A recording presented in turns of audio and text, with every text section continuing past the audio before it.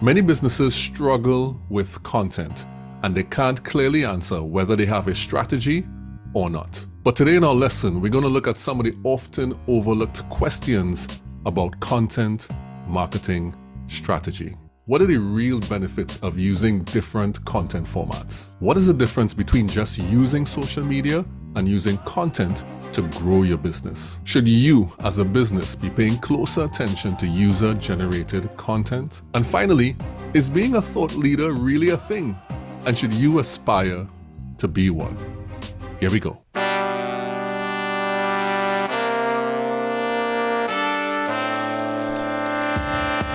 Teaching you to make useful content so that you can build long-term relationships with the people that matter to your business.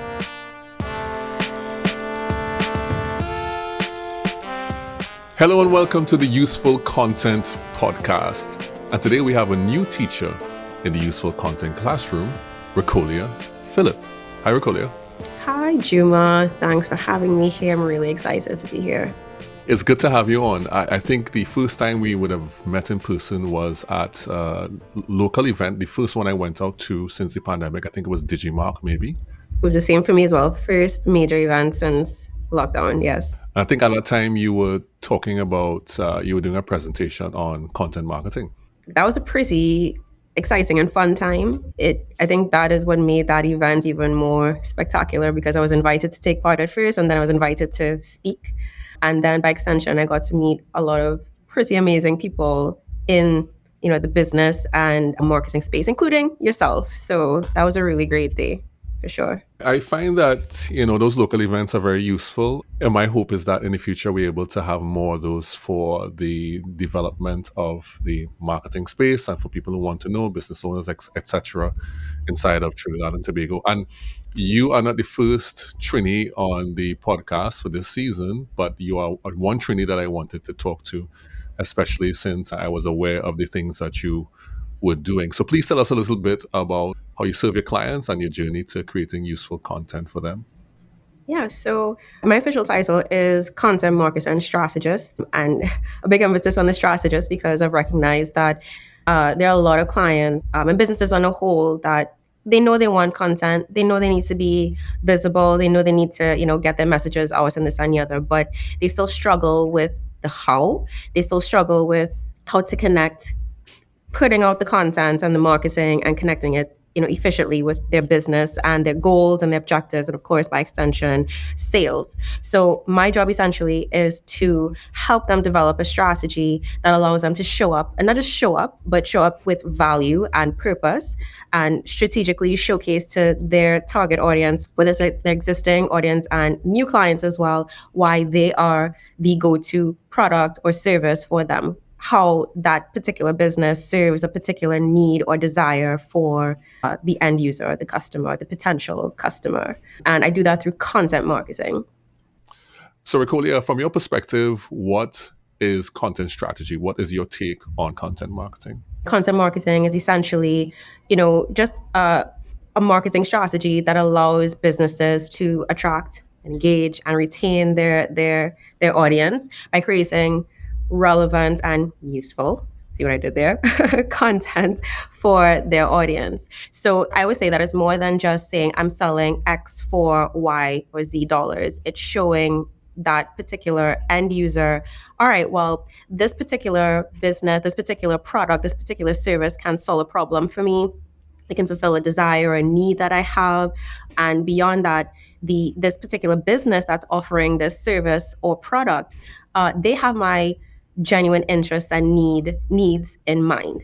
A lot of not clients, but customers on a whole, people on a whole, they no longer just want to be sold to anymore, especially coming out of the pandemic and lockdown. I've noticed that people want a deeper connection with the businesses that they frequent. They want to know that the businesses, again, have goals and values that are aligned with their usual goals and values. So it's essentially taking all of that in terms of like what the customer needs and desires and demands at this point in time and crafting that into a sound content marketing strategy and then by extension, execution.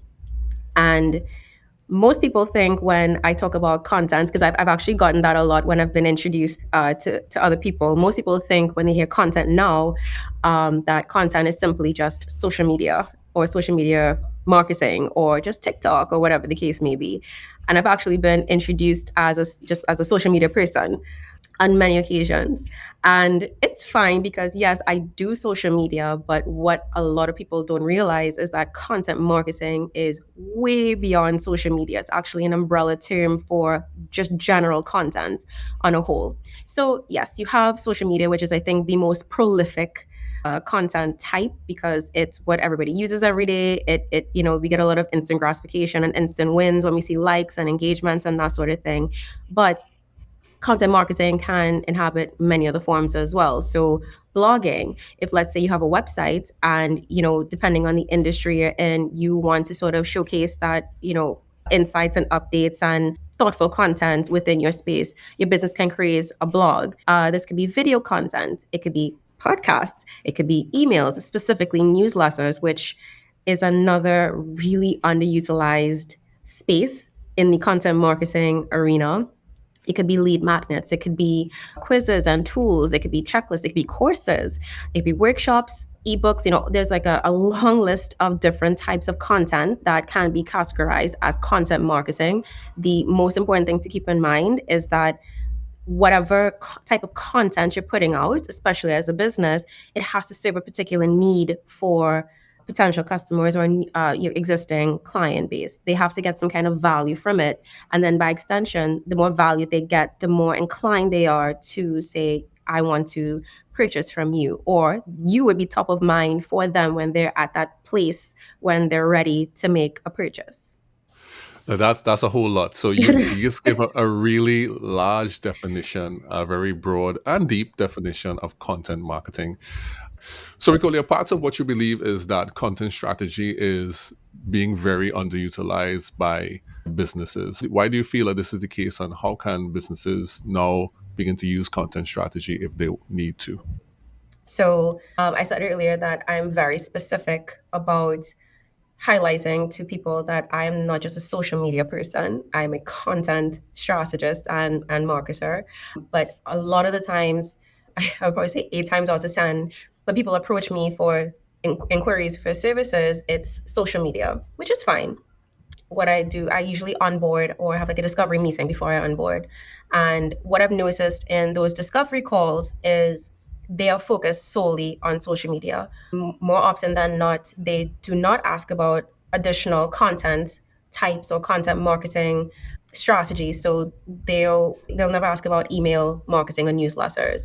They'll never ask about video unless it's TikTok. So anytime for them, video is TikTok. It's not a matter of creating, longer form video that can be broken down into TikToks or reels or whatever the case may be. More often than not, that particular client would not have a website. So what it looks as if when I do take a look at their stuff, their marketing channels are primarily social media. So that is what I mean by I think it's very much under content marketing on a whole. The umbrella term is underutilized because I've seen so many opportunities for businesses, whether I take them on as a client or just businesses that I come across on a whole, that I see so many missed opportunities to expand beyond their social media. Even if let's say their social media is great and they're doing a lot on their social media, they don't have, let's say, their owned channels. And when I say owned channels, I mean, let's say their website. So a lot of the great content that they may be putting out on their social media is not on a website. It's not being pushed out by a newsletter. And something that I always tell clients or advise to clients is, your primary focus should be having a website. I always use this analogy that, in business, your website is your house and your social media channels are your vehicles to drive people to your house, which has everything. It has who you are, how you serve, your products, your offerings, how to contact you. And again, this is your channel. This is not channel. This is your platform. Social media it's great. It's fantastic.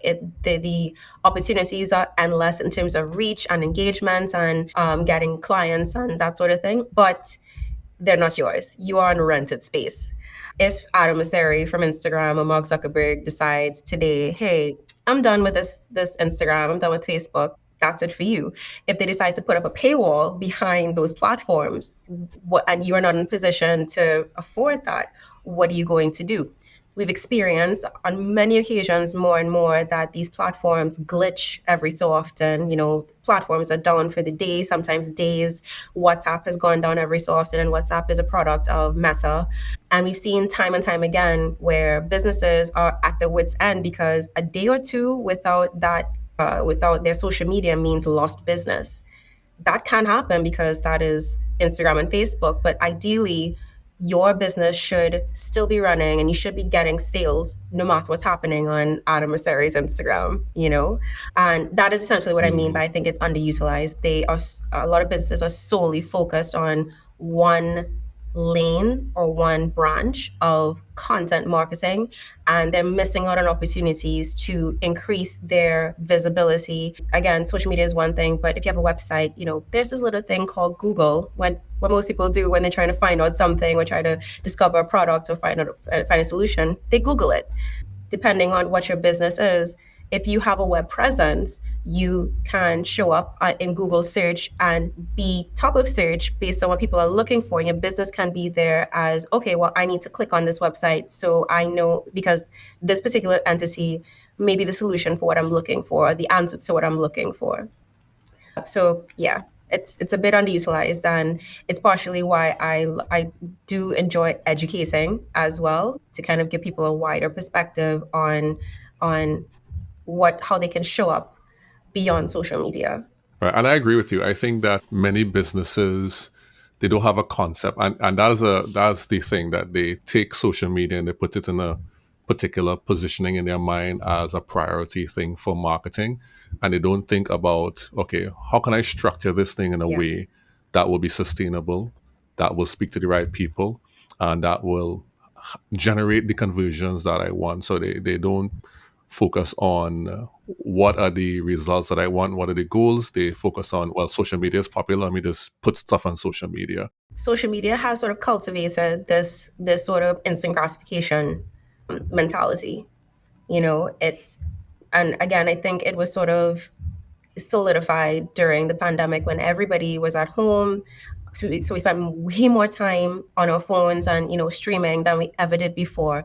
This is the time when TikTok blew up because people were looking for an escape, and, TikTok, provided that in terms of funny, not just funny, but just fun, light content that kind of took them away from the reality of what was happening right now. But it also created a space where a lot of people, including content creators and businesses, gain this level of virality that no one ever experienced before, not at the pace that you would have seen on Facebook or Instagram, or even as a YouTube creator. It was in hyperspeed. So I think the one of the downsides of the pandemic is that it sort of conditioned us to expect instant returns. If I put this out there, I want this now. I want to get sales now. And it's sort of taken away the mindset and the notion that in marketing in its purest form, whether it's traditional marketing, digital marketing, content marketing, whatever the case may be, I keep using the word psychology, but it's also relationship building. People don't just buy the minute you put something out there. You have to nurture that relationship. You have to nurture that thought for them. You have to be top of mind for them. They may not necessarily buy from you today, but if you are there regularly and you're showing up for them in a useful way, when they are in a position to say, well, hey, I really need to get to paint my house, and I need paint. If, there's a paint company that has like a really robust content strategy, whether it's blogs, whether it's YouTube, whether it's social media, and they have this really quirky and fun digital presence that is showcasing, how to choose colors and, the difference between eggshell and white and, painting tips and this and the other. By the time you get to the point where, I'm actually ready to paint my house, you have that paint company as top of mind because you remember the content that they were putting out, and it was useful content that you may not necessarily have needed then, but Now that you're in a position to paint your house or paint your room or whatever the case may be, not only are they top of mind, but you're also going to take advantage of the tips and advice and everything that they were sharing before. And that is a valuable connection that a lot of businesses ignore or not aware of that they need to create for their clientele. Excellent. That's so good. Yeah, and I agree with you with that relationship building part. I'm big on relationship. And I think you're very right in saying that doing content the right way keeps you in the loop of thought so that when things come up that match what you do or match the service you offer or match a problem you can solve, people immediately match you to that problem and therefore they can now know to contact you. So this is good. This is a good start. So let's get a little deeper and talk about three things that you want to focus on today. The very first thing is diversifying content formats to reach a wider audience. And I know you kind of alluded to that in the conversation earlier. Why do you feel companies need to diversify content formats in order to reach a wider spread of the audience? Before I get into that, I want to be very clear that yes, it's important to diversify to reach a wider audience, but I don't necessarily mean that everyone is your audience. And that is another element that I realize that a lot of businesses, that trap that they fall into. In their mind, they're like, well, I want everybody to be able to buy my product or take up on my service. The reality is not everyone is going to be interested in your product or service. People are different. They're very nuanced. People have different needs and have very different interests in this and the other. So getting very like laser focused on who your target audience is, who your buyer persona is, who your ideal customer is crucial. Otherwise, you will fall into the trap of being a jack of all trades, master of none, and any and everybody you want to attract any and everybody.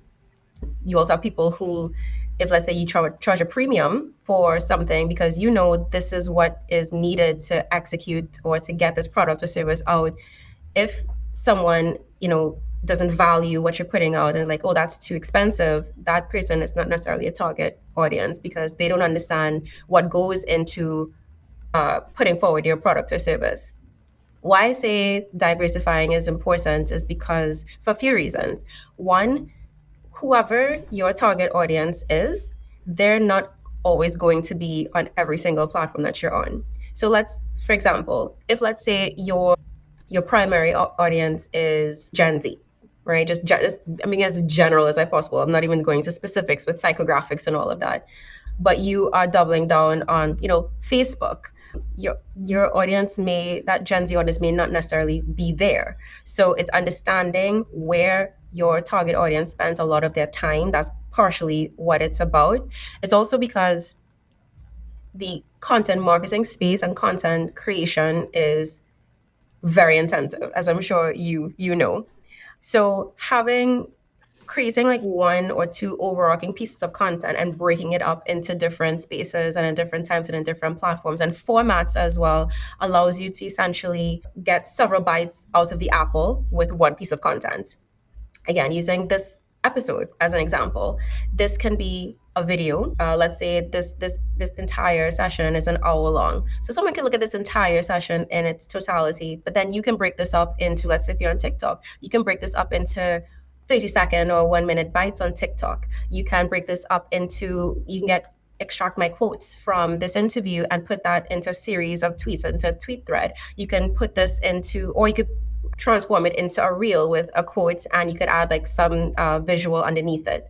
This can be maybe crafted into a summary blog post on your website. So essentially it's also a matter of creating content in such a way that people consume, because not everybody consumes the same way. So someone may quicker watch a YouTube video or watch a video, but they may not necessarily read a blog post, or they may not necessarily be on TikTok. So you're essentially trying to show up for people in different formats and satisfy their needs and desires. So, Ricqcolia, I can assure you that this particular podcast is going to be at least 10 different pieces of content when I'm done with it. So we're going to have the general podcast. We're going to have the podcast video, which we're going to release. We're going to have 5 clips from this, and we're going to turn that stuff into text posts thereafter, which are quotes. So it's going to be at least 10. So you can be rest assured that this is not going to stay the way it is. And I agree with you in that content should be created with that in mind. I have a new mantra that I'm espousing on social media platforms for people to reject one use content. So that is something that I'm continually saying now. Yeah. Just reject one use content. I know it's very difficult when you come to a platform like TikTok because there's so many trends and there's so many things that people want to follow. But essentially, unless you have a lot of time and you have a system that allows for to Yes. generate that, it's very difficult to keep up with that. And what you want to do is you want to move off what they call the hamster wheel and into a place where the content can multiply itself. It can amplify 2x, 4x, 10x. And you don't really have to be going back into creator mode all the time. You could go back into how can I make this the best content to reach more people with the least amount of effort. And so I agree with you 100%. But I want to go back to something that you said earlier. Sure. Concerning ideal clients and target markets. I'm a business. I want to do my content strategy. I sell a particular product, but I'm not completely sure who my target market is. What's the best way to find out who those people are? Oh, there are a few ways you can go about doing that. So what I usually do is when a client is confirmed, I usually have an onboarding process or an onboarding document that I share with them. And it's really an opportunity for them to fill in some questions about the business, what they're offering. And beyond that, it's also an opportunity for me to get to know them. And I do ask very specific questions when it comes to their audience. I'll ask questions, about who their ideal audience is. I'll ask them questions about even if they have an existing client base, let me know a bit more about those people, a bit about their makeup in terms of, is it primarily women? Is it primarily women between the ages of, 18 to 35? Then I'll ask them based on who your current clientele is this who you are trying to target? Because if, let's say, your ideal demographic target audience is, let's say, young moms between the ages, or new moms between the ages of, let's say, 22 to 32, but your existing clientele are mothers, yes, but they're mothers of who have 4 kids or they have adult children and that sort of thing. That in itself is an indicator that what you currently have, what you're putting out, is not necessarily reaching your right target audience. Because you could have an audience, you could have customers, but are they the people that you want to purchase from? Most clients are not always in a position to do this, but you can also outsource to entities that allow you to gain demographics and do product research. They will interview you and ask you to fill out questionnaires about their product or service. So you can have an idea of if that particular demographic is interested in your product or service. And then from there, you can sort of suss out, all right, well, based on the consumption habits of these people, this particular group of people may be my target audience. Beyond not just knowing who your target audience is, but what are they currently consuming in terms of, are they currently consuming or following or would a purchase from anyone or any other entity that is in your competitor space? Let's use paint as the standing example. You have a paint store. Are they purchasing from any other similar paint stores? Why are they purchasing from them? Is it that their price point is lower? Is it that the quality is better? And from there, you can start to understand what makes your audience, that target audience, tick, and how to show up for them. And of course, market your products and service that's a lot more aligned with what they want. I'm going to say this again. It's all about psychology and getting into the mind of your audience and what makes them tick and what would make them buy versus not buy. Okay, that's great. So let's talk a bit about point 2, the second thing that you feel is important for content marketing, user-generated content. And that is not something that we often get to talk about. It's not something that people often use. But why do you think having the user-generated content is important for your content marketing? Yeah, so, and I think sometimes people tend to have a laser focus on one element and they don't see the bigger picture. So most people when they hear about user-generated content, I think they assume that it's influencer content, and that's not necessary. So for clarity, influencer content or influencer marketing, that is a paid partnership between your business and said influencer content creator, where you are essentially paying them to do a video, a blog post, a review, essentially create content about your product or service. So As much as it's valuable, I want to get that very clear. It is very valuable. Influencer marketing definitely has a space, and done right, it can be very impactful. But influencer marketing is completely different to user generated content. And the reason why is because user generated content is organic, natural content. This is content from people who have actually purchased or utilized your product or service and are talking about it.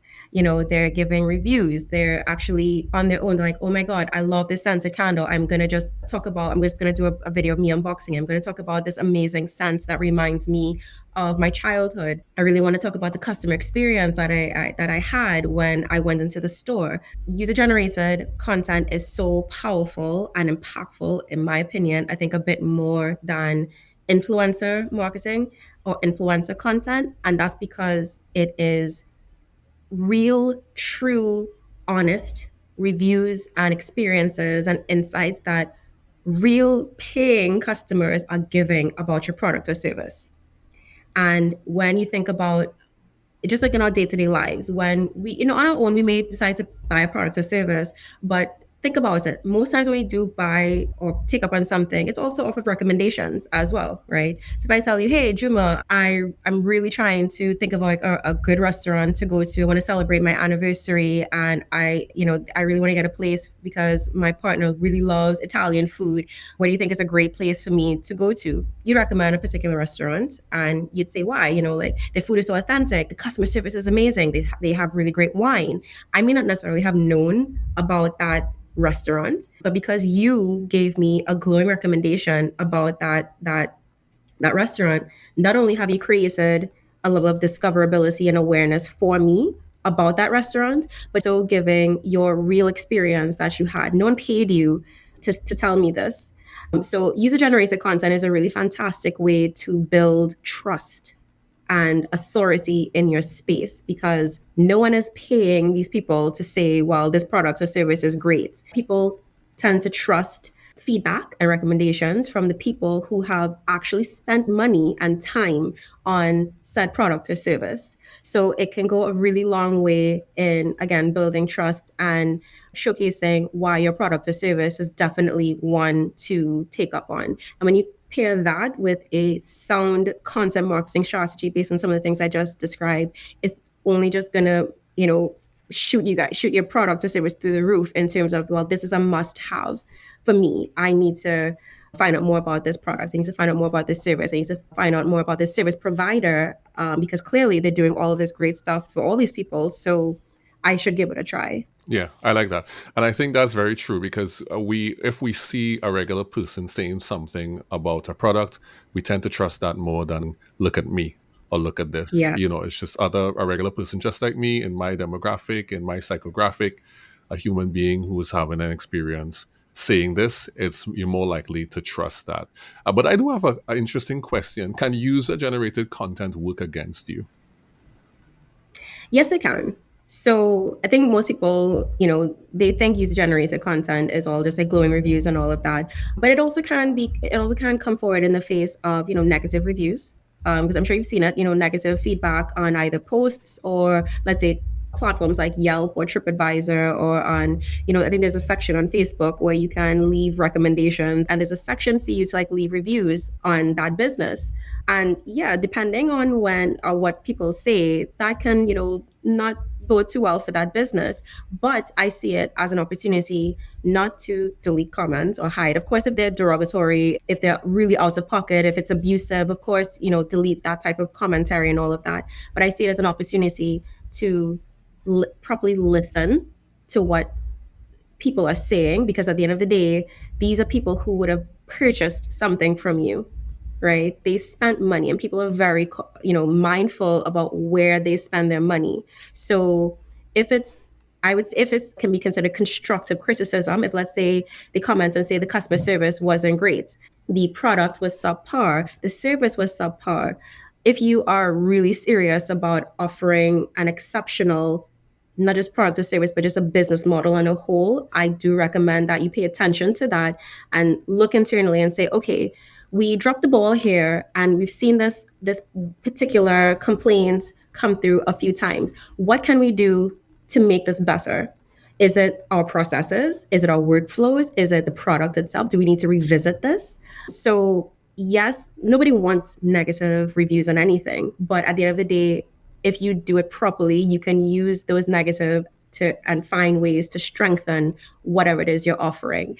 I think that some businesses tend to sort of shoot themselves in the foot, because I've seen it before where I've seen posts where people have commented and they'll either delete the entire post, or based on what I've seen, if I'm on the back end of it, I've seen where clients have deleted the negative comments, because all they're thinking about is, well, we don't want other people to see these negative comments because that can mean they're not going to buy from us. What you can do, you can flip the script and respond to those comments as a business owner, or whoever's handling your social media, or whoever's handling your content for your business, and say, we hear you, we understand. Let's send you a private message to see how we can help make this right. And you're not doing it in a performative way. You really want to take that information and find ways to improve, essentially. That goes a long way. A lot of businesses don't realize this. That goes such a long way for customers. Customers want to feel seen and heard, and they want to know that you want to make it right. They understand, you're not always going to get things right. They understand that things happen, but when they see the humility and they see the transparency and they see that you are actively trying to fix it, they will come back. Yeah, I agree. And I think also businesses can take the opportunity sometimes to make specific pieces of content that will directly address the thing, not in a negative way or not to defend themselves, like saying, I was right and you were wrong. They're doing it in a way in order to say, we see this, we acknowledge this, Acknowledge it. we could do Yeah. better, we're going to work on it. And I think if businesses were to do that, then it would go a long way in building trust, which will then extend what your lifetime customer value can be, because you'll retain people. Because it's very hard. One of the most expensive things is customer acquisition. The expense of customer acquisition is high. But once you have somebody who's already there and you are responding to them that way publicly, then it will augur well for the general length of the relationship and the quality of the relationship. So I'm glad you brought that up and pointed that out in terms of negative, what we call user-generated content, because criticisms are a gift as far as I'm concerned. I actually have seen that in play, which exactly what you just said there, in terms of there being a complaint and it being addressed and the transparency with it. I do community management for a particular client, and one of my jobs is, of course, fielding queries and, of course, complaints and escalating where need be. And the customer highlighted their they actually posted on a public post and highlighted their situation, what happened, the negative experience. I took it offline. And as another note as well, if you see negative comments on a public platform, let's say Facebook or Instagram, you can acknowledge it publicly and say, hey, Juma, we just saw your message. We sent you something via DM. It's very important to keep that transaction private, because depending on the situation, there may be some sensitive information, but publicly you're also showing your followers that you have acknowledged it and you want to know what is the problem. So said customer, we took the conversation offline in the DMs, and they highlighted the situation. I escalated it to the representative branch manager. They, of course, handle it from there. They contacted the customer, and the customer made a point to come back on the public post to say, hey, I just want to, express my gratitude to said entity. I had a problem. They listened to me and they made it right. You see, that is a great example of showing, as you rightly said, we see you, we want to make this better. They didn't have to come back. It could have just stayed there. And, for the rest of the public, it would have been like, oh, well, this client just messed up. But the fact that they took the time to come back and say that this situation was rectified, they listened to me and they made it right, that also speaks directly to your points about that person is now more than likely, it's going to extend the life cycle of that customer as a lifetime customer. And it's also showing whether it's other existing customers or potential customers, they're not arrogant. If there's any issues, they have a level of humility. And when it comes to engaging and trying to make it better, they have my back. Yeah, that's good. That's fantastic. And of course, we know comments are content. So from a user-generated content perspective, you're getting good content from users of your product or your service. And we all want Like, that, you know?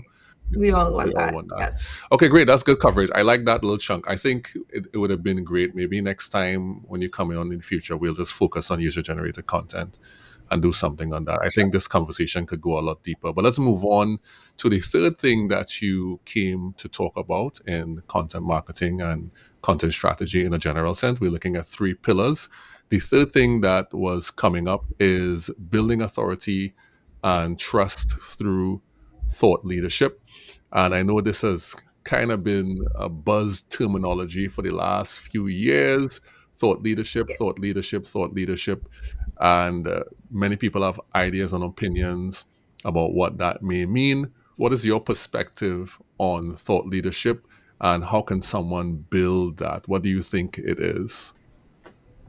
Yeah. So I agree in terms of there are a lot of thoughts and opinions and theories and all of that, and what thought leadership is, especially now. It definitely is a buzzword.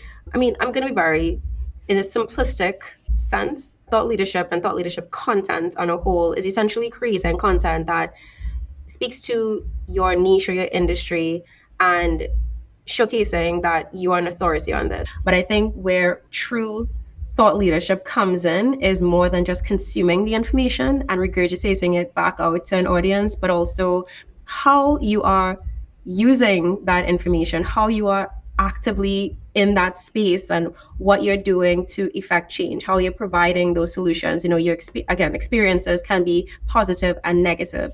I've gained so much experience in my short time as a business owner and offering my services that I can now turn into actionable tips and advice or actionable insights to help my target audience. And it's not just a lofty idea that I saw that, I don't know, I saw on a Hootsuite blog. You know, it's something that I did, I learned from it, or I did and I was able to execute this well, or whatever the case may be. So I think that is the core element of thought leadership. It's more than just reading up on something or following blogs, or following a newsletter and watching tons of videos, or whatever the case may be, wherever you get your information. But it's also the experience that comes along with it that really defines someone as a thought leader. So what you're saying is that it is practice plus perspective, is both of those things together, Yes. and that is Yes. what makes you a thought leader. So you have to have the perspective, you can gather that, but then you must put those things into practice and have experience with it. Yeah, that's what you're Yes, saying. because if you're just consuming the information and then you're turning that back out and you are saying, well, this is how you should do this, this, this, and then someone who doesn't know any better says, okay, well, Juma said that, I'm going to try that, and then what Juma just suggested didn't work. Why not? And you can't answer why that did not work because you did not experience it. That can be sort of dangerous, in my opinion, if you're sort of labeling yourself as a thought leader and putting out information and putting out content out there that is designed to be supposedly thought leadership content, but you cannot speak to the whys, you cannot speak to the intricacies and the nuances of that particular subject matter or that particular niche or whatever the case may be. And I have seen that on a few occasions. But essentially, a critical element of thought leadership content is creating something that is in line with what your ideal audience is already looking for. People are always looking for answers, they're always looking for solutions, they're always looking for suggestions on how to make things work, how to solve a problem. And if you are consistently showing up in that space and you're consistently answering their questions, not only is it going to create awareness about who you are and what you're offering, but people are going to start looking to you as, oh, well, I actually was looking for the answer to that question, and they actually answered it for me and they solved it for me. And again, this is free information that they're providing. Then again, whatever they're actually offering in their paid offers is definitely worth the spend. Okay, excellent, Ricqcolia. That was an excellent response to building authority through thought leadership. I think that was the last thing in the three things. We spoke about diversifying our content formats. We spoke about content marketing in general. We spoke about UGC.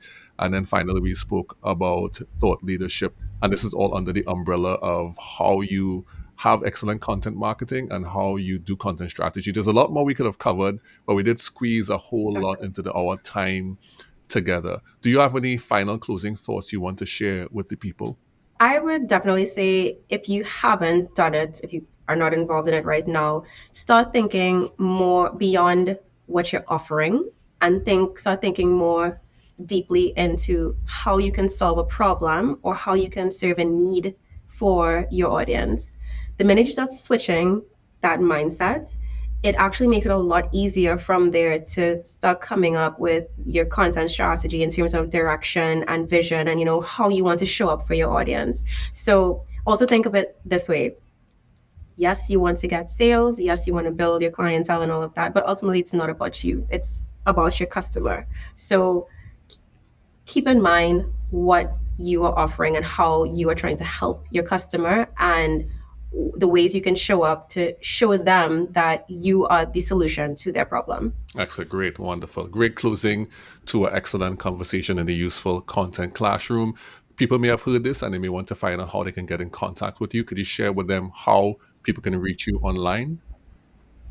Yeah, so I actually have my website, sisterisledigital.com. That's the name of my business. All of my socials are there. I'm on Instagram as myself, Ricqcolia_TT, as well as my business. I'm on LinkedIn, I'm on TikTok. I'm actually in the early phases of building my YouTube channel as well because I love these kind of conversations and I think that I would serve a lot more in creating more insightful insights and tips and all of that in the content marketing arena so people could understand more about why they should utilize content marketing. And I think I mentioned I have a blog as well on my website, so you can gain tips and insights there as well. And I figured out how to spell your name is actually pretty easy. The Rick part and then the Colia part. So it's RICQ, which is Rick, and then it's just the COLIA, which is the easy part. So if you're looking for Ricqcolia online, RICQ, yes. And then COLIA, Ricqcolia Phillip. Yes. Just to clarify that for those listening. And so it was a great conversation today in the Useful Content Classroom as we spoke about content strategy and all the aspects inside of that. We thank you so much for joining us and for being part of the conversation and our class today. Thank you, students. Useful Content Classroom dismissed. And we're clear. Yay! Excellent stuff. Oh, I can stretch now. I've been in the same position. Oh my god. I can drink water now. Yeah, drink water and stretch at the same time. That's a good combination. The Useful Content Podcast is brought to you and produced by Relate Studios. You can see the work we do on our website at relatestudios.com. If you like what you've heard on the podcast today, please follow and come back in 2 weeks for another great episode. And if you want to get more useful content in between that, you can follow me, Juma Bannister, on LinkedIn and on Twitter. We all know it's still Twitter. See you soon in the Useful Content Classroom.